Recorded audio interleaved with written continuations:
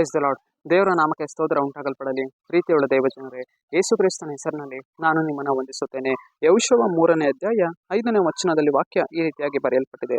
ನಿಮ್ಮನ್ನು ಶುದ್ಧ ಮಾಡಿಕೊಳ್ಳಿರಿ, ಯೆಹೋವನು ನಾಳೆ ನಿಮ್ಮ ಮಧ್ಯದಲ್ಲಿ ಅದ್ಭುತಗಳನ್ನು ನಡೆಸುವನು ಎಂದು ವಚನ ಬರೆಯಲ್ಪಟ್ಟಿದೆ. ಅಂದರೆ ಪ್ರೀತಿಯುಳ್ಳ ದೇವಜನರೇ, ದೇವರು ಇಲ್ಲಿ ಏನ್ ಮಾಡ್ತಾ ಇದ್ದಾರೆ, ಶುದ್ಧತ್ವದ ಕುರಿತು, ಪರಿಶುದ್ಧತ್ವದ ಕುರಿತು ದೇವರು ನಮ್ಮನ್ನು ನೋಡಿ ಇಲ್ಲಿ ಹೇಳುವವರಾಗಿದ್ದಾರೆ. ನಿಮ್ಮನ್ನು ನೀವು ಶುದ್ಧ ಮಾಡಿಕೊಳ್ಳಿರಿ, ನಾನು ನಿಮ್ಮ ಮಧ್ಯದಲ್ಲಿ ಅದ್ಭುತಗಳನ್ನ ಮಾಡ್ತೇನೆ ಎಂದು ದೇವರು ಇಲ್ಲಿ ನಮ್ಮನ್ನು ನೋಡಿ ಹೇಳುವವರಾಗಿದ್ದಾರೆ.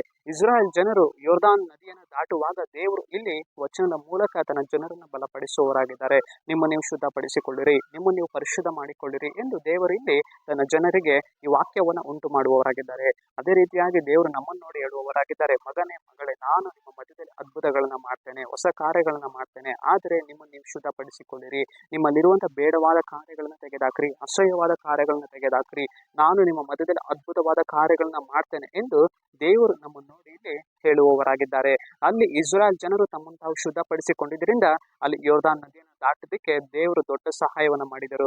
ಅದೇ ರೀತಿಯಾಗಿ ನಮ್ಮ ಜೀವಿತದಲ್ಲಿ ಕೂಡ ನಾವು ಇವತ್ತು ನಮ್ಮನ್ನು ನಾವು ಶುದ್ಧಪಡಿಸಿಕೊಳ್ಳುವಾಗ ನಾವು ದೊಡ್ಡ ಕಾರ್ಯಗಳನ್ನ ದಾಟಿ ಹೋಗುವುದಕ್ಕೆ ಕರ್ತನು ಸಹಾಯವನ್ನ ಮಾಡ್ತಾನೆ. ಸರಿ, ನಾವು ಪ್ರಾರ್ಥಿಸೋಣ.